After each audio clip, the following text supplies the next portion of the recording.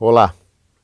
Avaliação é um tema nobre em educação e tão nobre quanto, ou até mais nobre, em educação à distância, porque os modelos de educação à distância que têm imperado aí acabaram caminhando para utilizar testes de múltipla escolha como a solução para avaliação em educação à distância. E existem várias outras estratégias, muitas possibilidades aí, além dos testes de múltipla escolha. Então a gente vai falar hoje aqui sobre avaliação em educação à distância. Em inglês, a gente tem duas palavras que ajudam muito a gente a entender o que significa, o que eu quero dizer com avaliação, que são evaluation e assessment. Evaluation quer dizer avaliação de cursos. Então eu estou produzindo um curso e eu quero avaliar o meu curso no início, durante a produção do material didático, ao final do curso. Isso é chamado de evaluation, a gente traduz por avaliação. E assessment quer dizer avaliação da aprendizagem dos alunos, provas ou exercícios de múltipla escolha, como eu falei. Então, o que a gente vai conversar aqui é sobre avaliação no sentido de assessment, avaliação da aprendizagem dos alunos em educação à distância.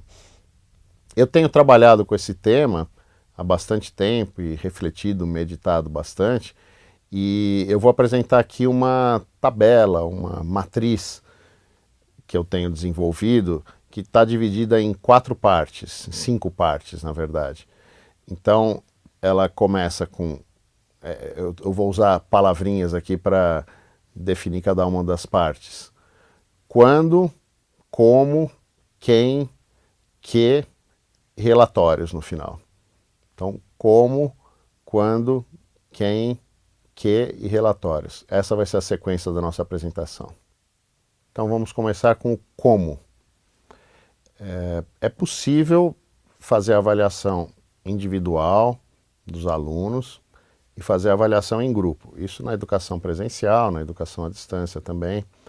Eu tenho introduzido na minha matriz aí alguma coisa no meio disso, né? Quer dizer, num ambiente de aprendizagem, a gente pode pensar nas avaliações individuais, que podem envolver diversas ferramentas, diversas estratégias, que a gente vai ver ainda, e avaliações em grupo, pensando no grupo todo, um fórum de discussão geral, por exemplo, do qual participem todos os alunos. No meio disso, quer dizer, entre a avaliação individual e a avaliação em grupo, a gente pode pensar em avaliação em grupos menores, subgrupos do grupo grande do curso.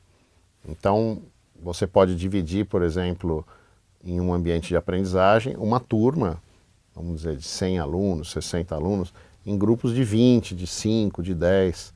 Esses grupos menores podem fazer trabalhos, projetos, podem participar de um fórum de discussão separado.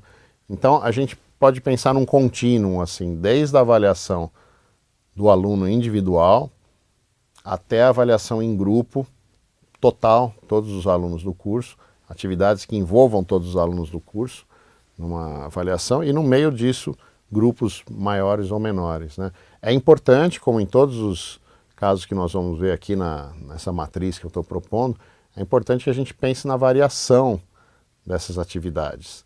Então, que de vez em quando, que num curso você tem atividades de avaliação individuais, tem atividades de avaliação envolvendo o grupo todo, e tenha também avaliações que envolvam pequenos grupos. Esse foi o como da história. Então, a segunda parte da matriz de avaliação em educação à distância é o quando. Eu vou dividir esse quando em 3 partes. A gente pode realizar atividades de avaliação de entrada, quando o aluno está começando o curso, avaliações formativas, que são aquelas que ocorrem durante o curso, e avaliações somativas, que ocorrem no final do curso ou no final de algum módulo, de algum momento do curso. As avaliações de entrada podem ter, a literatura aponta que podem ter 2 sentidos diferentes, aí, pelo menos 2 sentidos diferentes. Um que seria para você medir se os alunos possuem os pré-requisitos necessários para que eles possam participar do curso adequadamente. Então você pode realizar testes, provas, utilizando formulários, enfim, diversas diversos recursos que a gente tem online, né, nos ambientes de aprendizagem ou fora dos ambientes de aprendizagem, com o objetivo de saber, bom, esse aluno aqui, ele tem um nível de conhecimento suficiente para que ele possa fazer o curso, ou não, esse aluno aqui, ele não tem os pré-requisitos, ele não conhece, não domina os pré-requisitos que são necessários para que ele possa participar do curso. Isso pode ajudar você a posicionar o aluno de uma maneira diferente, sugerir que ele faça um outro curso antes daquele, né, ou não faça aquele curso porque ele não vai conseguir acompanhar adequadamente. E um outro objetivo da avaliação de entrada é você saber o quanto que o aluno conhece do que vai ser trabalhado no curso. Porque você pode ter resultados interessantes, você pode fazer uma prova e um aluno vai muito bem. Então significa que, na verdade, aquilo que vai ser dado no curso, ele já domina, ele já conhece. Aquele curso vai ser inadequado para ele. Você pode, inclusive, sugerir que ele faça um curso mais avançado, se existir isso, né, uma sequência de cursos, ou, enfim, conversar com os alunos. Então, essa avaliação de entrada, ela pode ter dois objetivos diferentes, né? Medir o quanto os alunos dominam os pré-requisitos do curso e medir o conhecimento dos alunos em relação àquilo que vai ser trabalhado durante o curso, para você ver se não tem alguns alunos que já dominam aquele conteúdo, né? O segundo exemplo que eu dei de avaliação de entrada são as avaliações formativas, o segundo tipo de avaliação de entrada, de avaliação que é o quando, né, que a gente está falando. De entrada já foi. O quando, então, essa avaliação formativa é aquela que acontece em vários momentos do curso. Ela começa no início do curso, já pode ter atividades de avaliação desde o início e vai até o final. Né? Avaliações de projetos, trabalhos com portfólios, a gente ainda vai falar um pouquinho mais disso. Esse tipo de avaliação a gente classificaria como avaliação formativa. Fóruns de discussão que tem uma duração, não são apenas pontuais, né? Quer dizer, todas essas atividades que são feitas em vários momentos, a somatória delas a gente chamaria de avaliação formativa. E por fim, então a gente teve a avaliação de entrada, dividida em dois tipos, lá pré-requisitos e conhecimento do conteúdo do curso, a formativa, e por fim a avaliação somativa, que é aquela que é feita no final do curso.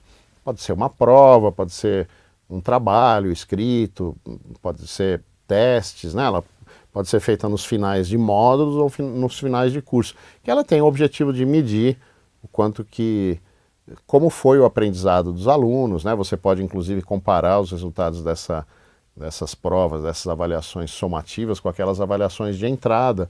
É o que, por exemplo, exames como o ENAD procuram fazer, né? Medir o quanto que o aluno progrediu, né? Durante o período que ele cursou a universidade, né? A faculdade, quanto que ele progrediu e como que a nota dele mudou, né? Então, num determinado curso, você pode fazer uma avaliação de entrada inicial, isso é uma função interessante também da avaliação de entrada, você tem um retrato do aluno, mais ou menos aqui do conhecimento dele sobre aquele tema, e depois no final você faz uma outra avaliação similar, se possível com outras questões, é claro, mas similar, você consegue ter uma ideia, se isso for bem feito, bem desenhado, uma ideia de como que foi o aprendizado do aluno. Tá? Então, avaliação de entrada, avaliação formativa, avaliação somativa, são os exemplos do quando na nossa matriz de avaliação. Então, já falamos do como, já falamos do quando, agora vamos falar do quem na avaliação em educação à distância. A professora Edmeia Santos tem um artigo bastante interessante no livro Avaliação da Aprendizagem e Educação Online, que ela é a editora, coordenadora junto com o professor Marco Silva, em que ela faz a sugestão, desenvolve essa ideia que eu vou também desenvolver aqui, que é essa ideia do quem, né? A gente tem pelo menos aí, 3 tipos de avaliação no sentido de quem pode estar avaliando o aluno, né? Em primeiro lugar, a autoavaliação, né? Que é um recurso que é pouco usado, eu percebo que em cursos de educação à distância, ou mesmo cursos presenciais, é muito pouco usado, mas a autoavaliação, quando ela é bem desenhada, quando você pensa nos critérios que o aluno deve ter para se autoavaliar, ou quando o próprio aluno participa da elaboração desses critérios, ela pode ter um resultado bastante interessante. E contar como nota, né? A ideia é que aquele resultado da autoavaliação possa contar como nota na somatória final aí das notas. Então, a autoavaliação, a gente já tem recursos em ambientes de aprendizagem hoje, que permitem você fazer uma série de, utilizar uma série de estratégias para autoavaliação. Aí a gente tem o que a professora Edmeia chama no artigo dela, no capítulo dela, de coavaliação. A coavaliação seria o que a gente chama de avaliação pelos pares, pelos colegas. Também é um recurso bastante interessante que em educação à distância a gente tem que usar e abusar, porque também é um recurso pouco utilizado. Você pode fazer coavaliação individual, por exemplo, um aluno analisando o trabalho de outro aluno, inclusive em fases, um aluno pode avaliar num momento, outro aluno pode avaliar em outro momento, o professor num outro momento. A gente pode ter avaliações em grupo, um aluno avaliando o trabalho em grupo, de um grupo que está sendo desenvolvido em educação à distância. Um grupo, por exemplo, desenvolve um texto, um projeto, um vídeo, algum artefato, e um aluno vai avaliar esse trabalho que foi feito em grupo. Ou você pode ter grupos avaliando trabalhos individuais ou em grupo. Aí você pode fazer a combinação do como, né? Do quem e do como aí. Como eu já disse, o importante é combinar bastante esses recursos, né? A gente ter essa matriz para poder não se prender a um tipo de avaliação apenas, né? Uma estratégia, um recurso. Então, autoavaliação, coavaliação, e o que a professora Edmeia chama de heteroavaliação, que seria aí a avaliação pelo professor ou tutor, que é o que impera, na verdade, nos cursos de educação à distância. No fundo, impera uma avaliação que a gente poderia chamar, um quarto exemplo aqui, de avaliação pelo computador, porque o teste de múltipla escolha não precisa de professor corrigindo, né? O próprio computador já corrige. A correção está embutida lá no design dos testes. Mas a avaliação pelo professor é o aluno produziu um texto, algum artefato digital, o aluno ou o grupo, né? E aí o professor vai lá e avalia. Então, como a gente falou em todos os exemplos até agora, é importante a combinação desses recursos, quer dizer, dessas estratégias. Que você não tenha avaliação apenas pelo professor, mas que você tenha autoavaliação e coavaliação, avaliação pelos pares, e isso seja misturado por pesos diferentes na formação da nota final. Da mesma maneira que você tem avaliações de entrada, formativa e somativa. Que você tem avaliações individuais, em grupos pequenos, em grupos grandes, misturando essas opções aí da matriz, você vai ter infinitas possibilidades de avaliação, né? Então, esse aqui nós já falamos do quem, né? Esse momento foi o quem, nós já falamos do como e do quando, esse momento foi o quem da avaliação em educação à distância. Agora, então, passamos para a quarta coluna da nossa matriz de avaliação em educação à distância, que é o que. A gente pode ter, isso é bastante utilizado, eu já frisei durante a minha fala, avaliações por testes de múltipla escolha. Então, os ambientes de aprendizagem hoje permitem, na verdade, muitas variações além dos testes de múltipla escolha, em questões, vamos dizer assim, prontas. O Moodle, por exemplo, tem lá a opção de questionário, o Blackboard tem uma opção imensa aí de exercícios que podem ser feitos, dentre eles os de múltipla escolha, mas você tem outras opções, exercícios de relação entre colunas, exercícios de classificação gradativa das respostas, exercícios de respostas discursivas. Em alguns casos vão precisar da correção do professor, mas em outros casos você tem soluções muito interessantes que você pede para o aluno responder e depois da resposta dele aparece para o aluno outras respostas dadas por outros alunos, selecionadas, respostas que foram adequadas à questão, à provocação, ou dadas por pessoas, por especialistas, e aí você pede para o aluno comparar a resposta que ele deu, né, com essas outras e de repente reescrever a dele. Então isso não exige que o tutor, que o professor estejam atuando na correção, né, na avaliação. Então você tem diferentes possibilidades de questões que podem ser feitas individualmente, em grupo, como a gente falou em vários momentos do curso, né, do curso online. A gente tem ainda a possibilidade, o Moodle, por exemplo, tem a possibilidade de lição, né, e todos os ambientes têm de uma outra forma, com outro nome, que é de você criar conteúdos para o curso E aí você colocar questões no meio daquele conteúdo que os alunos têm que acertar para progredir, né? E aí você pode programar que se ele errar a primeira vez ele perde X pontos, se errar a segunda X pontos, quer dizer, a lição bem feita, ele fica sendo um material auto-instrucional e ao mesmo tempo interativo que cria bastante rico aí como recurso de avaliação. A gente tem atividades, falando do Moodle também, atividades de envio de tarefas, que outros ambientes também têm. Então, envio de tarefas pode ser envios de arquivos, né, envios de diversos artefatos digitais que depois podem ser avaliados pelos professores, por grupos, por alunos, individualmente ou em grupo, né? E aí você tem outros, a gente está no que aqui, né, da avaliação, a gente tem outras soluções que são projetos de avaliação mais contínuos, que são, por exemplo, portfólios e projetos, né, desenvolvimento de projetos, que podem ser individuais, em grupo. Então, o portfólio é muito interessante, quer dizer, você vai propondo diversas atividades durante o curso, durante aquele percurso, né, e no final o aluno organiza um portfólio com tudo que ele produziu, com os artefatos que ele produziu. O portfólio pode incluir posts colocados no fórum, atividades de reflexão, de metacognição. Então, o portfólio, em alguns casos, algumas universidades, por exemplo, norte-americanas, eu tenho acompanhado, ele é utilizado às vezes em substituição a uma dissertação de mestrado, vamos dizer. Em vez do aluno ter que defender uma dissertação de mestrado, ele mostra o portfólio de tudo que ele produziu durante todos os cursos.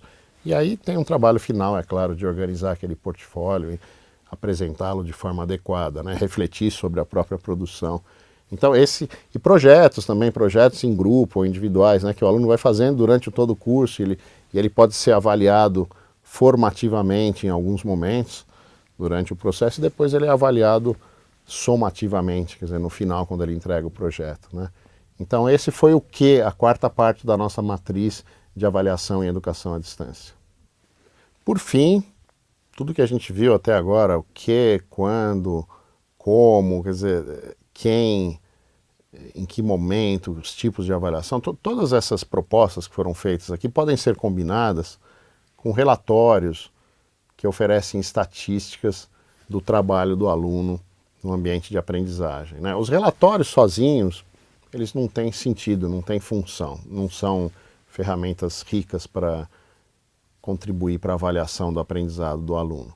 Inclusive, muitos professores resistem, educadores com toda razão resistem a utilizar relatórios. Agora, os relatórios combinados com todas essas outras propostas de avaliação que eu fiz, eles podem ser muito ricos, né? Exemplos, eu andei utilizando relatórios em vários cursos recentes aqui que eu coordenei. Você pode ter, por exemplo, uma atividade de autoavaliação. Você pede para o aluno dizer assim, reflita o quanto que você leu e comentou e discutiu os posts no fórum.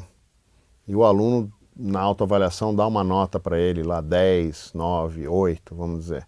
E aí você tem estatísticas que mostram que o aluno nem acessou o fórum.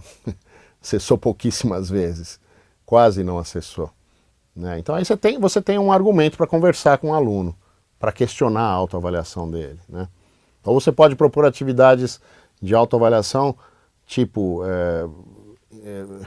dê uma nota e reflita sobre como você acessou o conteúdo do curso, né, e refletiu sobre os materiais postados, e o aluno dá uma nota alta para ele na autoavaliação. E aí quando você vai ver, você tem relatórios que mostram que o aluno nem acessou o conteúdo do curso.